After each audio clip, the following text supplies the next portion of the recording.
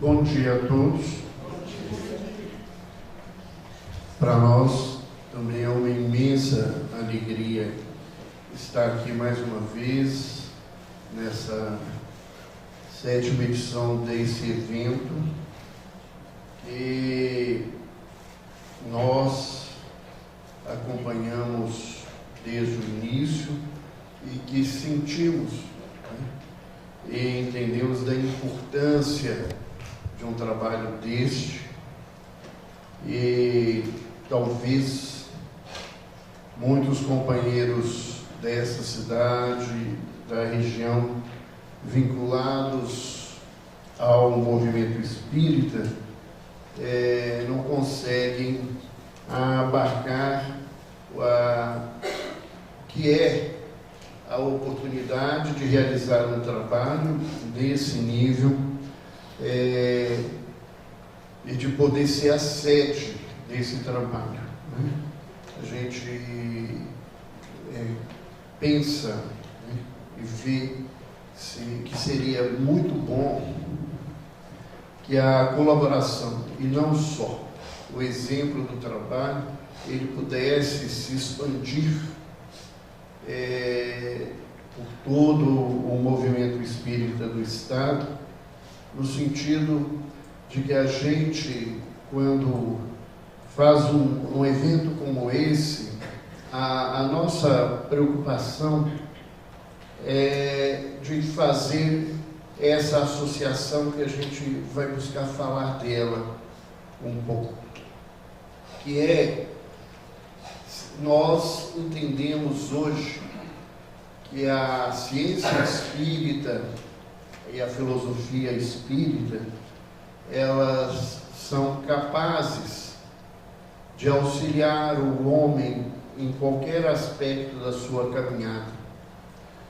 Mas há duas áreas específicas em que o Espiritismo pode fornecer à humanidade recursos que são imprescindíveis para a mudança.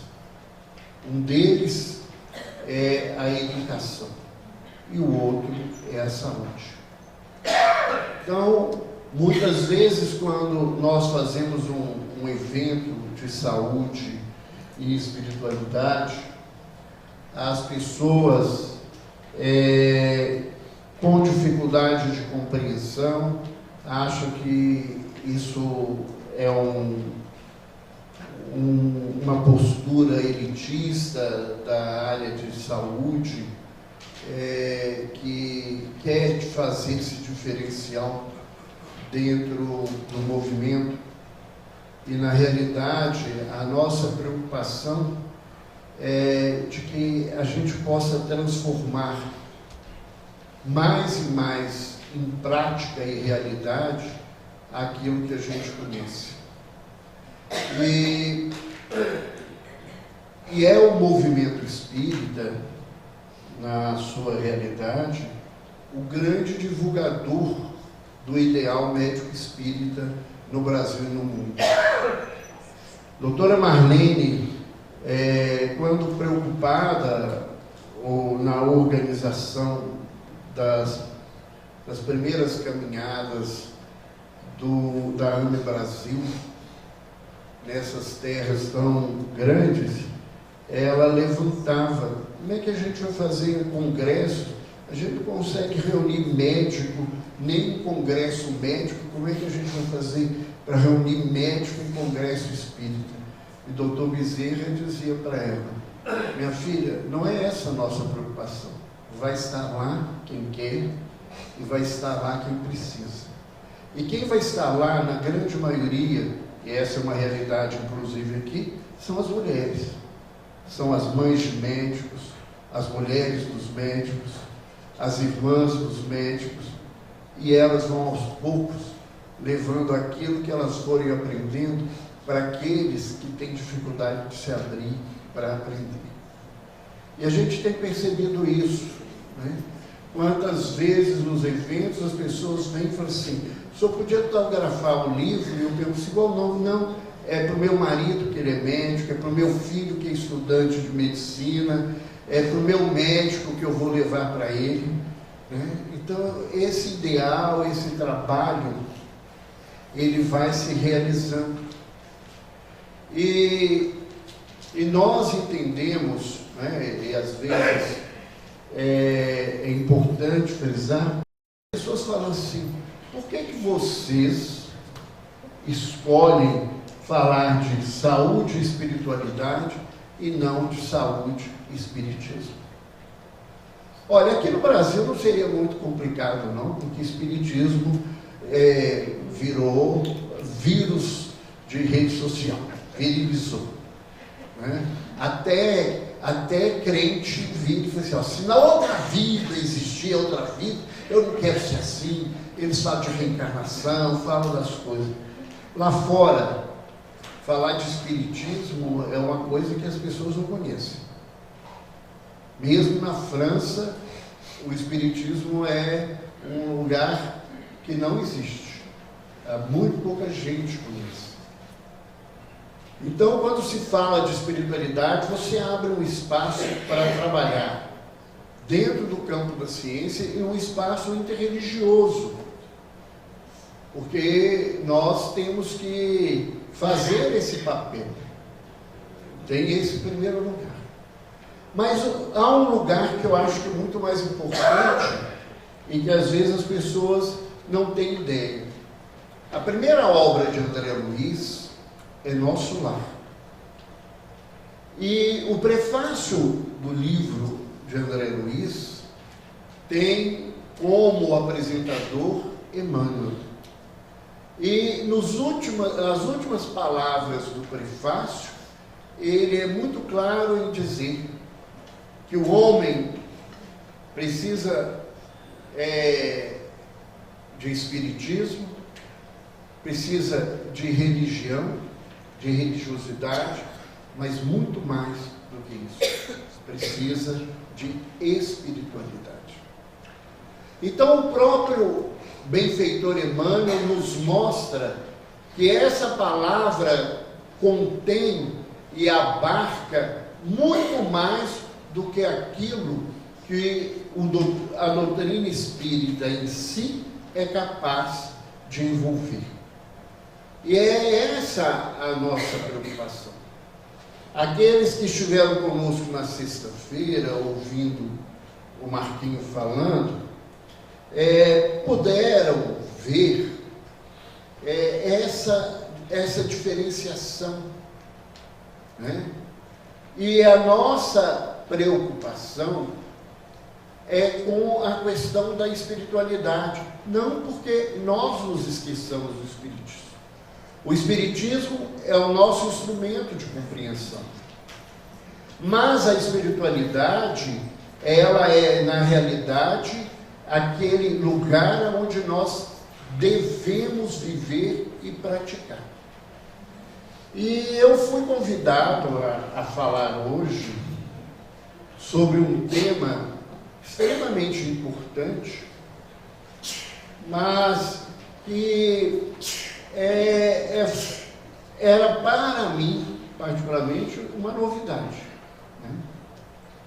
E eu fui estudar e fui buscar, além de ler algumas coisas, ouvir algumas coisas. Eu não tenho muito hábito disso não, eu estou tentando aprender a ouvir no YouTube palestra, que a gente aprende. Aí eu virei e falei assim, é assim mesmo que eu pensei assim, aquele loirinho, ele devia estar aqui, porque ele sabe falar disso, não é que eu entrei.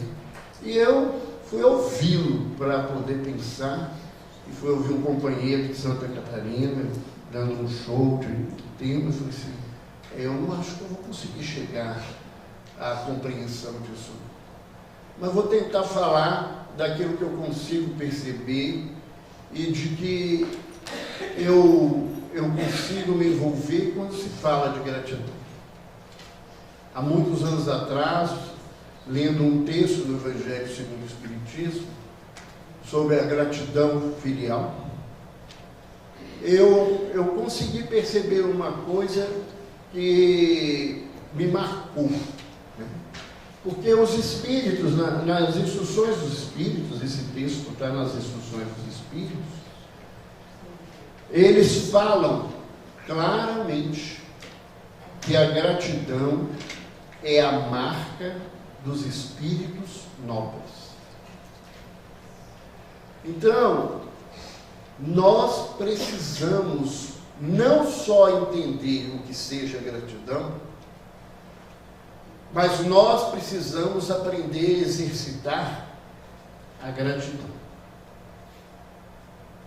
Nas nossas preces, nas nossas evocações a Deus, quando muito a gente fala assim, 2 segundos de obrigado e fazemos 10 minutos de reclamações e pedidos. Porque os nossos pedidos são muitas vezes reclamações, né? A gente fica reclamando, é igual quem liga para saque de empresa. A gente fica lá assim, o senhor não me deu isso, não me deu aquilo, estou querendo isso, estou querendo aquilo, né? E muitas vezes as pessoas me perguntam isso, né? O que a gente pede numa oração? Eu falo assim, olha, eu acho que eu não sou um bom exemplo, não, porque eu peço muito pouca coisa, né? Eu acho que não adianta ficar falando com Deus assim, me dá isso, me dá aquilo outro, que não é esse o papo que eu tenho que ter com Ele, né? Eu acho que a gente tem que até saber o que pedir, porque eu descobri um dia que eu pedia paciência e cada dia os outros iam mais gente chata na minha vida, né? E eu reclamei assim, Deus me livre. Mas eu quero aprender paciência, não tem melhor professor na vida que gente chata. Melhor do que gente chata é só menino entre 3 e 5 anos. Por quê? Por quê? Que aí no quinto porquê, você está querendo dar porquê que você tem que estar do meu lado, né? Então, nós precisamos aprender a fazer essa relação de gratidão. E vamos então buscar compreender o que é gratidão na sua realidade. Quem está acostumado a me ouvir sabe que eu não gosto de falar sem falar de conceitos. Eu acho que a melhor forma da gente aprender sobre um tema é entender a origem da palavra, é entender a conceituação da palavra. E a palavra gratidão, segundo Roais, é reconhecimento de uma pessoa por alguém que lhe prestou um benefício, um auxílio, um favor. Gratidão é agradecimento. O verbete, gratidão, ele vem, do latim gratia, que significa literalmente graça, ou gratus, que se traduz como agradável. E aí Joana de Ângeles diz, por extensão, reconhecimento agradável por tudo quanto se recebe ou lhe é concedido. Nessa obra, e quem quiser entender um pouco mais sobre gratidão, precisa ler, que faz parte da coleção psicológica de Joana de Ângeles. E esse livro é um tratado sobre gratidão. Então nós vamos ver que ser grato à vida é agradecer, é dar graça, né? E um conceito que a gente tem ainda no título é sobre saúde. E aí nós fomos buscar no Homem Sadio a fala do espírito de Joseph Gleb, que diz que saúde é a real conexão da criatura com o Criador. E essa outra pérola de Emmanuel, no livro Consolador, que ele diz que saúde é a perfeita harmonia da alma. E aí a gente entende que para se estar em harmonia com o universo que nos fornece tanta coisa, a gente precisa aprender sinceramente o que é gratidão. A gente precisa estar nesse caminho de aprendizado. E aí nós fomos buscar, estudar, e um dos textos mais antigos, e do ponto de vista filosófico e religioso, talvez o mais importante da história da humanidade, sobre gratidão, foi escrito por São Tomás de Aquino. Ele tem um tratado de gratidão. Então nós imaginemos a profundidade do que ele traz. E Tomás de Aquino, ele nos diz que a gratidão é, na realidade, uma atividade complexa. Ela não é uma coisa tão simples. Porque a gente acha que agradecer sim, obrigado, muito obrigado, uma coisa. Mas será que a gente sabe o que a gente está falando?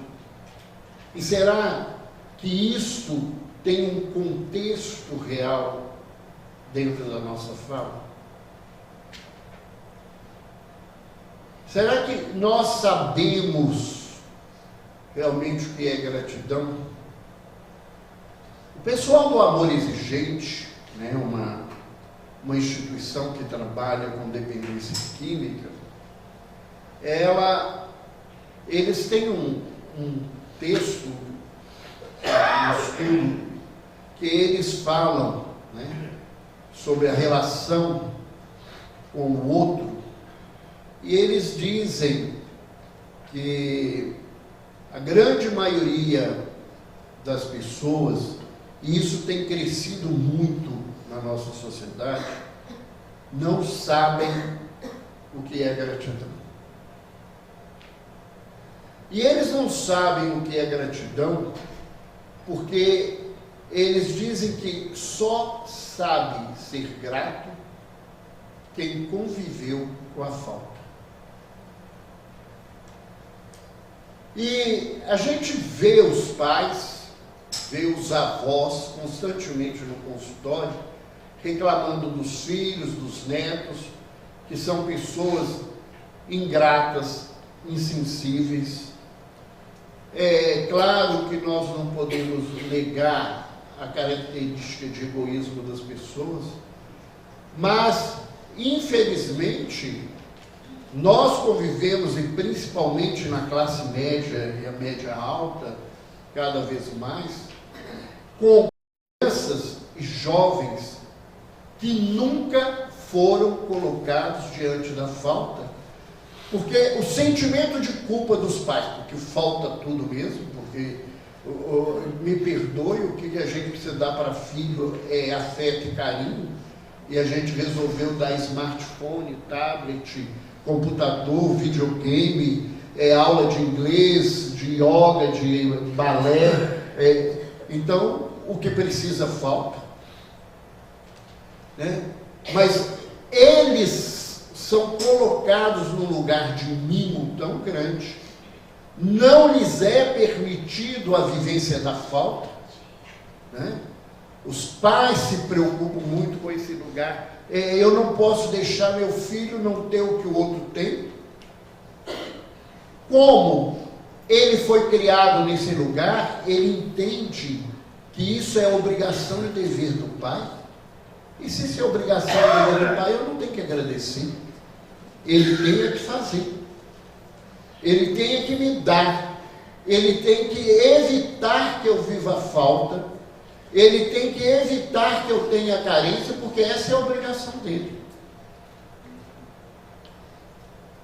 Então, muitas vezes, os nossos filhos, os nossos netos, aqueles que estão ao nosso lado, parecem ingratos, mas eles foram criados para acreditarem que o que nós fazemos é nosso dever e obrigação.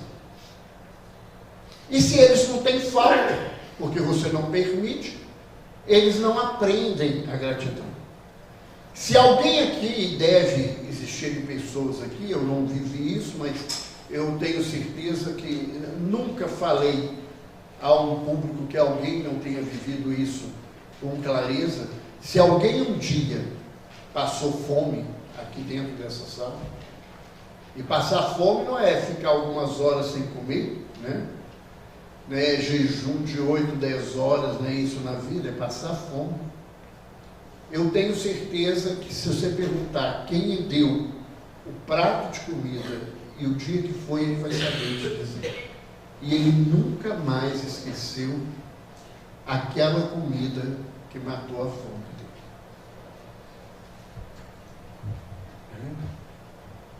E nós, a nossa relação com Deus, é uma relação em que a gente acha que Deus tem o dever e tem que estar à nossa disposição para atender o que a gente quer.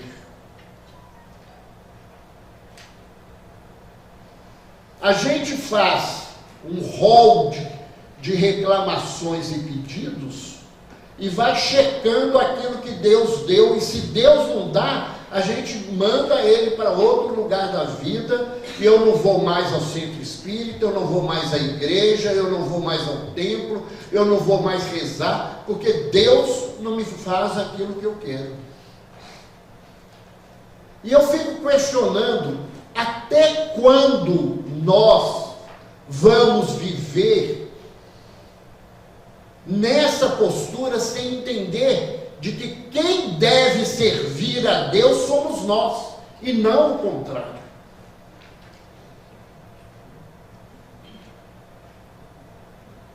Ah, mas a minha vida é ruim.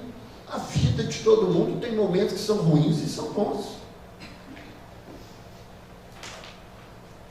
Eu via ontem, Alcione colocando uma lembrança de uma frase que a Maria João de Deus falava com o Chico quando era pequeno, e o Emmanuel repetia muitas vezes para ele, que é: tudo passa.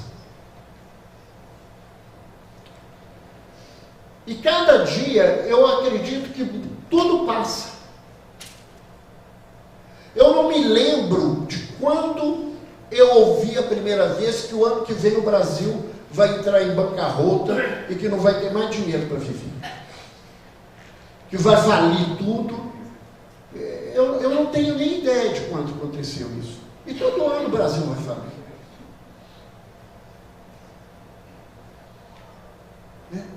Porque a vida, ela não é uma vida de prazeres o tempo todo, e nem de dores intensas o tempo todo. Até porque prazer é uma utopia, uma ilusão que nós carregamos, que alguém possa ter prazer 365 dias por ano, 24 horas por dia, e não existe isso. E se isso existisse num dia, a gente infartava e morria. Porque a estrutura orgânica não é capaz de viver com prazer desse jeito, não. Então, nós, quando falamos de gratidão, nós estamos falando de uma coisa muito complexa, E ele, Tomás de Aquino, nos diz claramente que a gratidão se compõe de diversos graus. A gratidão, ela se amplia na vida da criatura. Então, ele coloca que o primeiro grau da gratidão consiste em reconhecer. Em latim, ut recognoscitar, que é reconhecer o benefício recebido. É a primeira coisa. Isso é um passo da gratidão. Isso não é a gratidão na sua extensão. É reconhecer que eu recebo coisas. E será que a gente reconhece o que a gente recebe? Ou será que nós passamos o tempo todo reconhecendo o que nos falta? Um companheiro da doutrina falava muito, e eu gostava muito de ouvir Oswaldo Abreu. Quem aqui tem muitos anos de doutrina, que é o tio do Oswaldo, que falava aqui ontem, O Oswaldo Abreu, ele dizia que ninguém briga pelo pão nosso de cada dia, a gente briga pela manteiga e pela geleia. A gente quer as coisas, mas não reconhece na vida aquilo que a gente tem. A gente passa uma vida saudável, o dia que tem uma dor no dedo, a gente acha que aquilo é um absurdo, que não poderia acontecer. Você tem todo o corpo são, mas a dor no dedo, ela não podia existir. Então esse é o primeiro grau, né? Será que nós reconhecemos esse lugar? O segundo grau é louvar e dar graças. O de gratias agate. E o terceiro em retribuir. Uti retribuante. De acordo com as suas possibilidades e segundo as circunstâncias mais oportunas de tempo e lugar. Então nós temos 3 níveis de gratidão. E aí a gente vai ver, né, nesse trabalho desse filósofo que eu tive a oportunidade de estudar a tese dele sobre o Tratado de Gratidão, ele foi buscar algo que eu ouvi depois de um professor da Universidade de Lisboa, num texto da internet. Ele comenta, né, essa situação, que algumas línguas expressam a gratidão tomando-a no primeiro nível, que muitas línguas no mundo expressam o reconhecimento daquilo que recebeu. Só isso. E ele vai nos mostrar, né, inclusive, que em francês a palavra reconnaissance é um sinônimo de gratidão. Né? Reconhecer é um sinônimo de gratidão em francês. E ele nos diz que etimologicamente a palavra inglesa to thank, que é agradecer, é igual to think, que é pensar, são em sua origem e não por acaso a mesma palavra do mesmo modo que em alemão.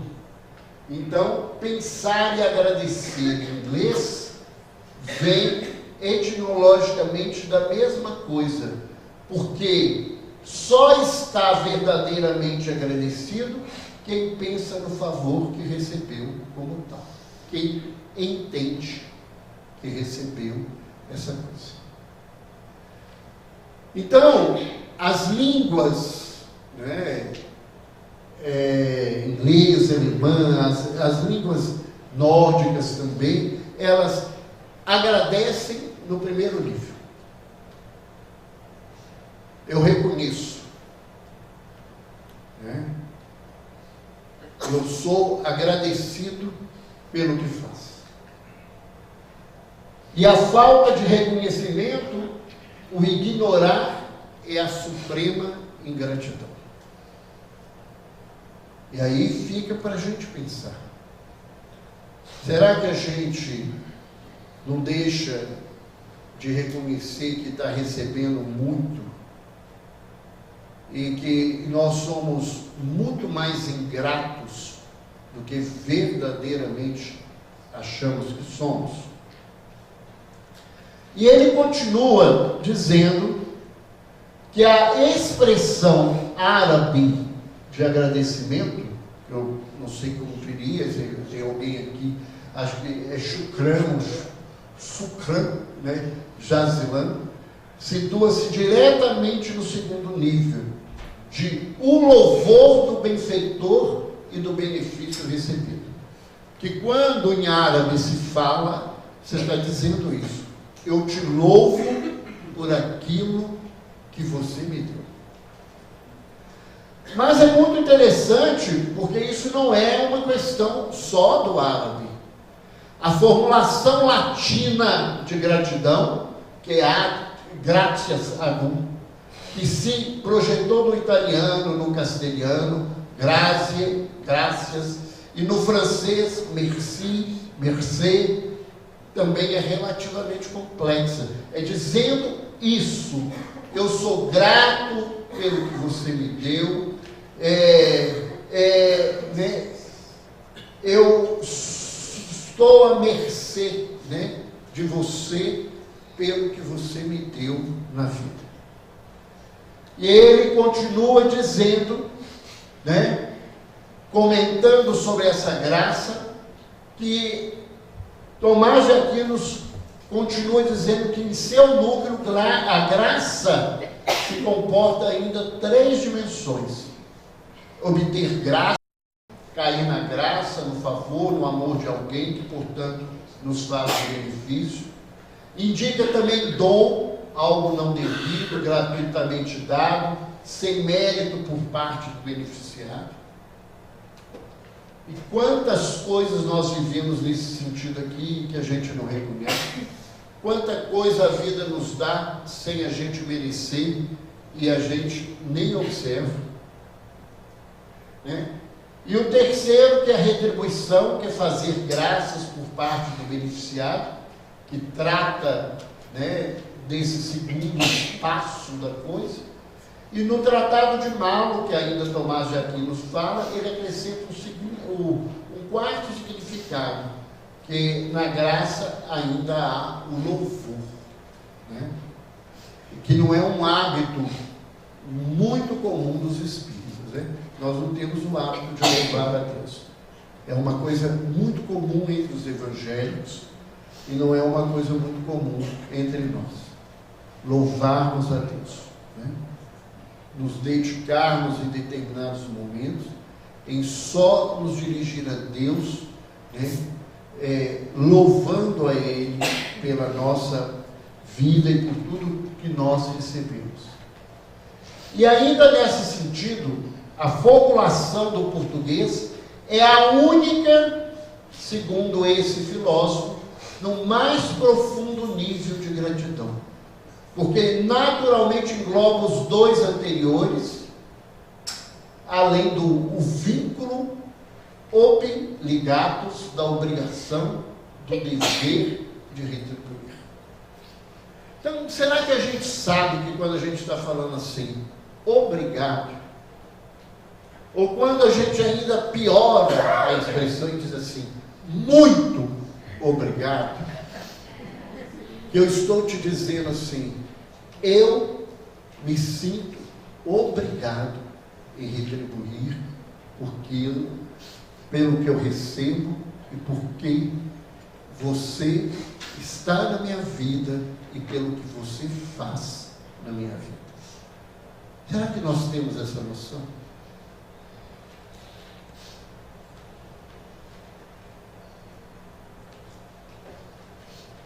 Uma perguntinha muito simples, né?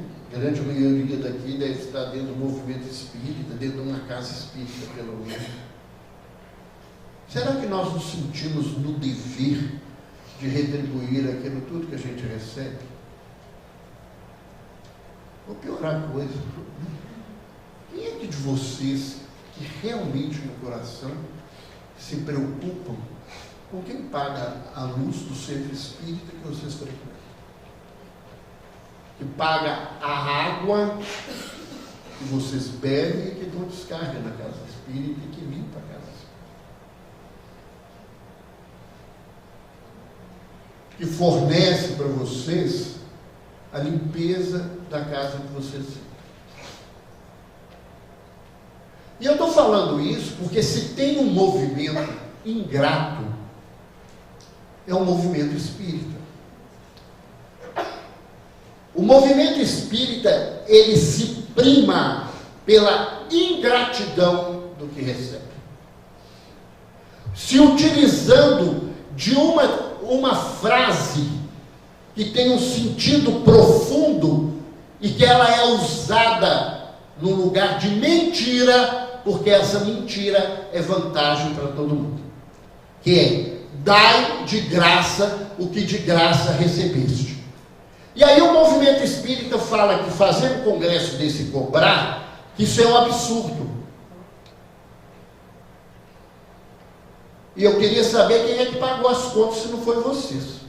E pior que isso, quem tem a obrigação de pagar a conta é vocês. Vocês aqui estão recebendo.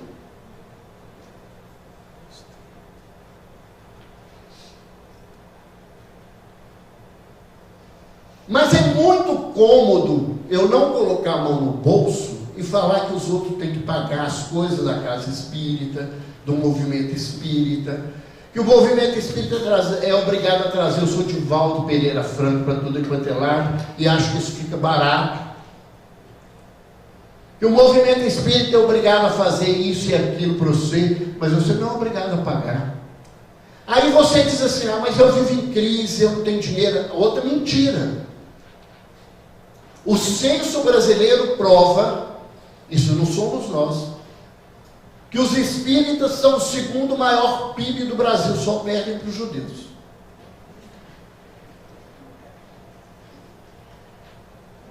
Quem diz e quem falar para mim que espiritismo é religião de pobre, é mentira. A religião, o espiritismo faz um trabalho assistencial muito bonito e muito respeitável para pobre.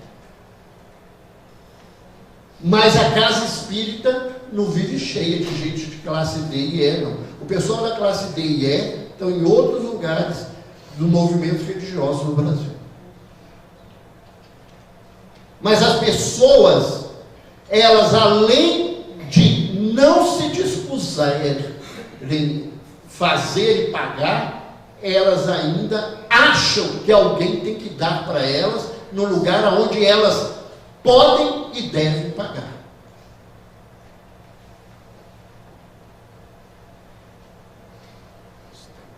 Eu falo, porque é assim que eu vejo,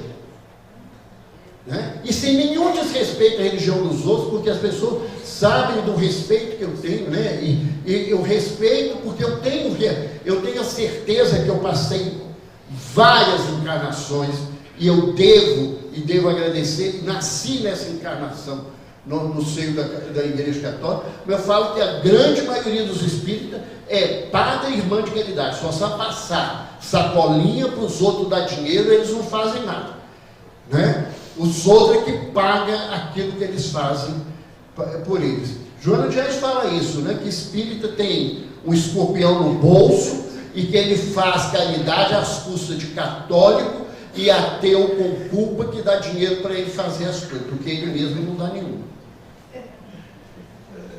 Porque se nós estamos falando de gratidão, é muito bonito falar de gratidão, mas será que a gente é grato a Deus? Será que eu sou grato a Deus quando o movimento espírita me diz que eu preciso dirigir a casa espírita, que eu preciso assumir o departamento de evangelização, e eu digo que eu não vou fazer? Será que eu me sinto, e não é hipocrisia que eu falo com Deus assim, muito obrigado, onde que eu estou vinculado e retribuindo a Ele o que Ele me dá?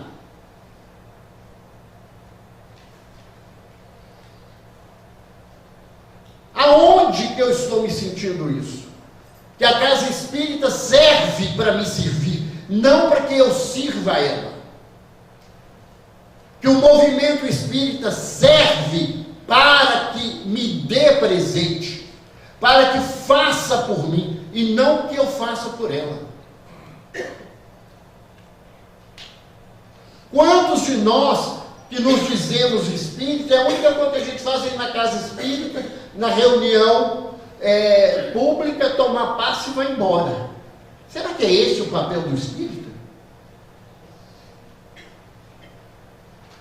E isso aqui que eu estou falando, gente, chama-se gratidão. É sobre isso aqui que nós estamos falando.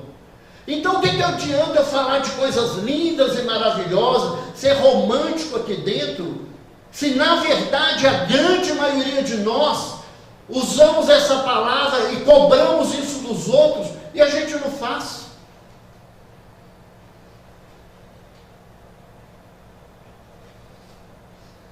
Eu acho que a gente precisa repensar isso. Eu me sinto muito tranquilo em dizer isso, nesse sentido do que eu estou falando, porque isso é uma ocupação minha. um dia, um companheiro de doutrina, nós fomos fazer um evento em Belo Horizonte.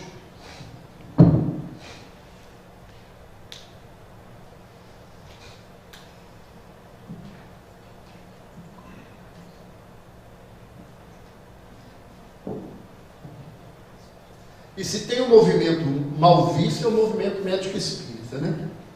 Porque diz que a gente é rico e cobra dos outros. Eu nunca recebi dinheiro nenhum do que eu faço. E aí ele veio falar comigo: vocês fazem esse congresso, cobra, tem que dar de graça, assim. E eu já melhorei, eu já fui pior do que eu sou hoje. Aí eu virei para ele e falei assim: olha, meu filho, eu cobro sim, sabe por quê? E eu era o coordenador do evento. Porque eu não recebo nada, e aquilo tudo precisa ser cobrado. Mas a única vez na vida, nesses quase 40 anos de doutrina espírita, que eu resolvi que deveria abrir uma instituição espírita, eu me juntei a 9 pessoas, e com o nosso dinheiro, nós construímos a estrutura aonde as pessoas se ocupam, sem ter um tostão de ninguém que não fosse nós 10 pessoas que construímos a Associação Médico Espírita de Minas Gerais. Então, eu me sinto muito tranquilo nesse lugar, porque eu acho que o que eu tenho que dar de graça é o que eu recebo mediunicamente, né? É o que eu faço, né? De assinar todos os livros que eu recebo, todas as coisas, e ainda faço coisas que eu não devia ser de graça, que não precisaria, porque vários livros são escritos meus, eu dou, porque eu acho que é minha obrigação, né? Mas eu acho que a gente tem que pensar nisso. Não adianta eu falar em gratidão, ficar falando de coisa bonita, que eu tenho que ser grato a Deus, grato a Pai. Isso é prática. Isso é prática. Meu pai e minha mãe fizeram a vida inteira, e eu deixo eles de lado no momento da vida, porque eles vão ficar lá sossegados, é cômodo. E é assim que a gente faz com Deus. Deus não precisa de nada. Deus não precisa de nada, não. Quem precisa é você. E sem essa corrente de gratidão, a vida se transforma num problema. Lembremos, né, do terceiro mandamento da lei de Deus: honra teu pai e tua mãe, né, para que sejas digno de viveres nas terras que te prometi. A gente, para ter o direito, a gente tem que fazer. E aonde está o nosso nível de gratidão? A doutrina que nós dizemos que é consoladora na nossa vida. Consoladora da nossa vida. Onde meia dúzia de pessoas são a fazer todo tipo de sacrifício para que milhares de pessoas tenham aquilo que elas querem sem nenhum esforço da parte delas.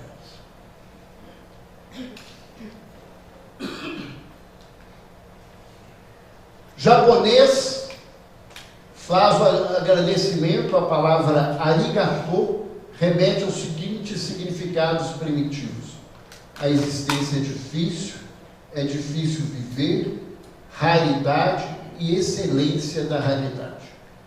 E aí se explica, né, que esses dois últimos sentidos, que fala da excelência e da excelência da raridade, é fácil compreender. Um mundo em que a tendência geral é cada um pensar em si, a excelência e a raridade salientam-se como característica do favor.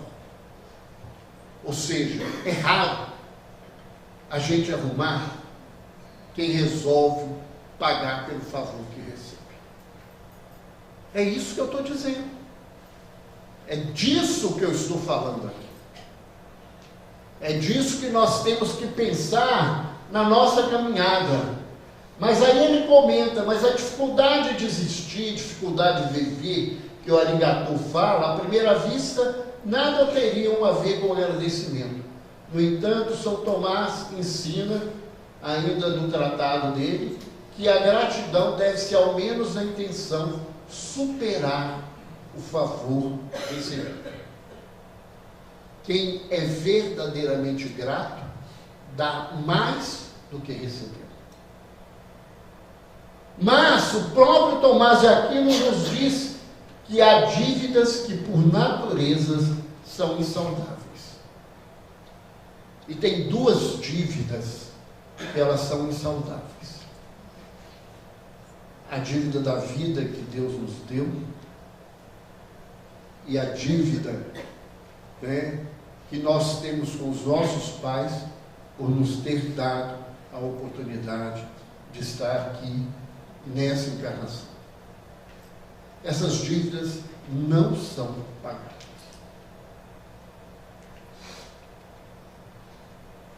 Não tem como pagar.